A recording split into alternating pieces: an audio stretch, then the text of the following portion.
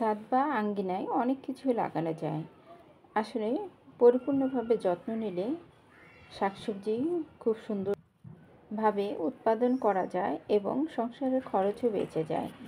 আমার এখন আর বাজারে যেতে হয় না, খুব কমই আমি শাকসবজি বাজার থেকে নিয়ে আসি। আমি এখানে লাগিয়েছি কচু শাক, কুমড়োর শাক। মাশাআল্লাহ, আলহামদুলিল্লাহ, কুমড়োর শাকগুলো অনেক বড় বড় হয়েছে। এই শাক উঠিয়ে ভর্তা করে খেলে চিংড়ি মাছ দিয়ে এত মজা, এত টেস্ট, তার বলার মতো না। অনেক ফুল গাছও লাগিয়েছি আর পুঁই শাকও লাগিয়েছি। মাশাআল্লাহ, পুঁই শাক আমার বাজার থেকে কিনতে হয় না। আমাদের বাড়িটা 3.5 কাঠার উপরে, অনেক বড় এরিয়া, অনেক কিছু লাগিয়েছি। ফুলের গাছ থেকে শুরু করে অনেক বড় বড় ঔষধি গাছও আছে। আর আমাদের শহরটা অনেক বড়, ব্যস্ততম শহর। চারিপাশের ভিউ দেখেন কি সুন্দর। আমাদের বাসায় 3টা বিড়াল আছে, তেল, চিনি, মিনি। তেল এখানে বসে আছে ছাদের ভিতরে, আর আমি এখন শাকগুলো কাটবো। শাকগুলো আসলে কাটতেও মায়া লাগে, দেখতেও অনেক সুন্দর হয়েছে মাশাআল্লাহ। এখন এই শাকগুলা বাসায় নিয়ে যেয়ে ভাজি করব। চিংড়ি মাছ দিয়ে ভাজি করলে খেতে খুবই মজা লাগবে। আর লাগিয়েছি ধনেপাতা। ধনেপাতা গাছ মাশাআল্লাহ ভালো হয়েছে।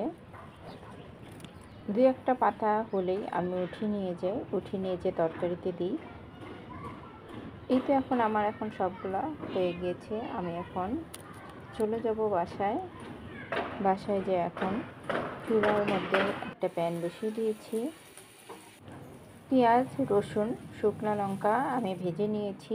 ভেজে নিয়ে আমি কিছু শুটকি চিংড়ি দিয়েছি, ছোট ছোট শুটকি চিংড়িগুলো সেগুলো দিয়ে দিয়েছি। দিয়ে ভাজা ভাজা করে ধুয়ে পরিষ্কার করে একদম মিহি করে কেটে নিয়েছি। নিয়ে এখন শাকগুলো দিয়ে দিয়েছি। আমার শাকগুলো হয়ে গিয়েছে। এখন একটু পর আমি নামিয়ে নেব।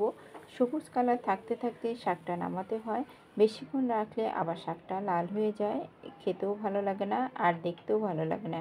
এই তো সবুজ কালারের রং হয়ে গিয়েছে, আমি এখন নামিয়ে নিয়েছি। আর পাশের চুলায় আমি রান্না করেছি শুটকি। 3-4 রকমের সবজি দিয়ে আমি শুটকি রান্না করেছি। এই শুটকি আজকে আমাদের খাবার। আর মাংস ভেজেছিলাম আর চিকেন ফ্রাই। এই তো আমি এখন বসেছি, শাকটা দেখি কেমন হয়েছে। শাকটা খুবই মজা হয়েছে। ভিডিওটি ভালো লাগলে লাইক ও কমেন্ট করে পাশে থাকবেন। আজ এই পর্যন্তই। সবাই ভালো থাকবেন, সুস্থ থাকবেন। আল্লাহ হাফেজ। আসসালামু আলাইকুম।